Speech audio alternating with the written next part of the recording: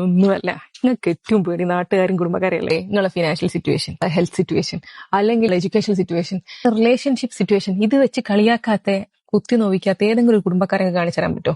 വളരെ വിരളിൽ എണ്ണാവുന്നേ കാണാൻ പറ്റുള്ളൂ. നാട്ടുകാർ കോട്ടയെന്ന് കരുതാം. കാരണം നമ്മളോട്ട് വല്ല റിലേഷൻഷിപ്പ് ഒന്നും അല്ലല്ലോ. കട്ട് ഓഫ് ചെയ്യാൻ പറ്റാത്ത കുറച്ച് ബന്ധങ്ങളുണ്ടാവും. ഓരോരുത്തരും ഇമാതിരി ഉളത്തരം പറയുമ്പോണ്ടല്ലോ, അവിടെയാണ് നമ്മൾ സ്ട്രഗിൾ ചെയ്യുക. പക്ഷെ പേടിക്കേണ്ട, അതിനുള്ള മരുന്ന് എന്റെ കയ്യിലുണ്ട്. ഒരു വിളിക്കുന്നിടത്ത് പോവാതിക്കുക, ഒരു വിളിച്ച എടുക്കാണ്ടിരിക്കുക, ഒരു നമ്മളടുത്ത് എക്സ്പെക്ട് ചെയ്യുന്നത് ചെയ്തു കൊടുക്കാതിക്കുക. That's it. അപ്പൊ ചിലപ്പോൾ നിങ്ങൾ അഹങ്കാരിയാവും, ധിക്കാരിയാവും.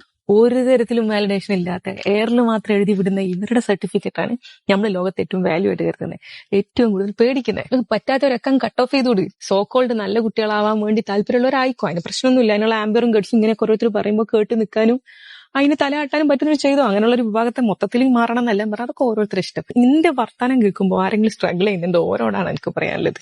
നാറ്റക്കേസ് വാതിലാണെങ്കിൽ അടച്ചിടുക, പിന്നെ തുറന്നിട്ടിട്ട് സഹിക്കലല്ല. ദുനിയാവിൽ നോക്കിയാ എന്തോരം വഴികൾ ഉണ്ടാക്കിയിട്ട് എയിലെങ്കിലും ഓടി രക്ഷപ്പെടുക. നിങ്ങളെ മെന്റൽ ഹെൽത്തിന് ഇമ്പോർട്ടൻസ് തരുന്ന വ്യക്തികളും സ്ഥലവും മാത്രം ചൂസ് ചെയ്യുക.